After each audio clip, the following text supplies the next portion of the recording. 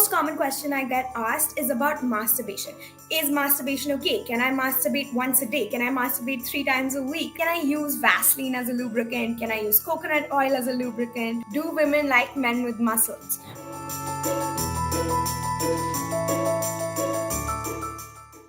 Hi everyone, my name is Karishma and I am a sexuality educator.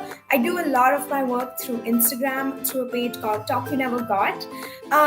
Every weekend I host an Ask Me Anything where I get hundreds of questions and I'm here to talk to you about that today. The most common question I get asked is about masturbation. Is masturbation okay? Can I masturbate once a day? Can I masturbate 3 times a week? Will I get hairy palms from masturbation? Will I get blind? Will I lose my stamina?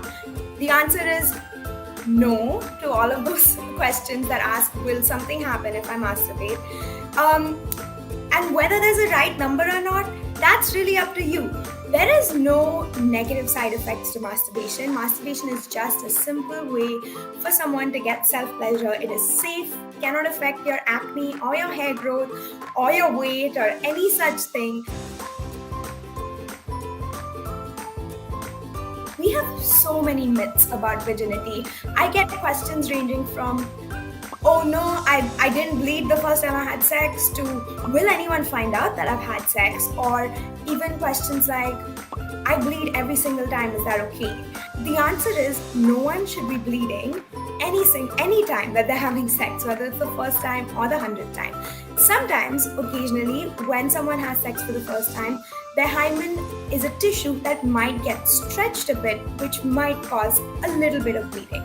However, bleeding and pain are not normal parts of sex. Let me hit you with some of the key facts about virginity. Number 1, no one can find out whether you're a virgin or not. Because, number 2, the hymen is not a seal that covers the vagina fully.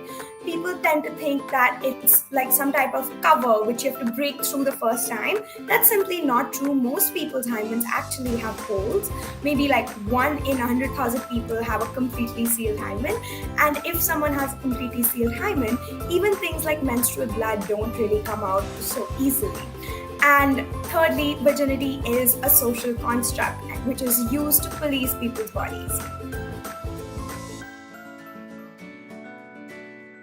So every single week, people ask me a lot of questions about their bodies. They're like, is my penis size okay?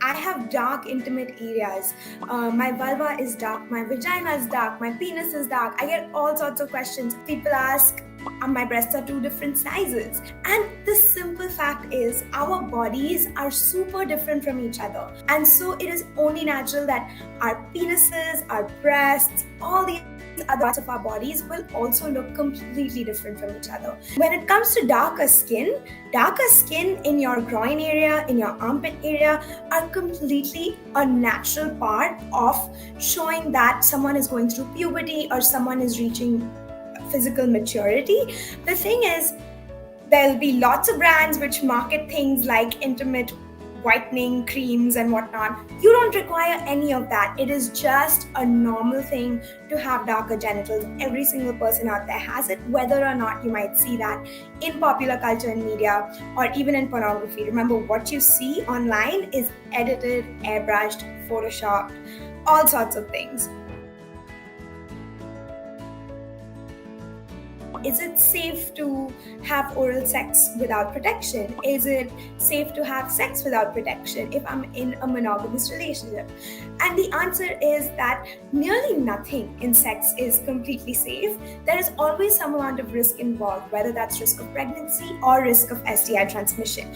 A few measures people can take to reduce that risk include using condoms, especially when it comes to STI transmission. When it comes to oral sex with someone with a vulva or with someone's anus, you would need to use a dental dam. Now, people often are like, I don't have an STI. I'm like, listen, you don't know whether or not you have an STI unless you get tested, because most STIs out there, even some really harmful STIs, generally tend to be asymptomatic in most people. So people are usually curious about what types of lubricants should I use? Can I use Vaseline as a lubricant? Can I use coconut oil as a lubricant? Why can't I use a flavored lubricant? Can I use a lubricant if I'm trying to get pregnant? Can I use a lubricant with a condom? I love to tell people that flavored lubricants can actually be really harmful if used near the vulva or inside the vagina, because they can cause yeast infections. Anything fragrance flavored down there can cause infections. So if you do use a lubricant, use something that doesn't have flavoring.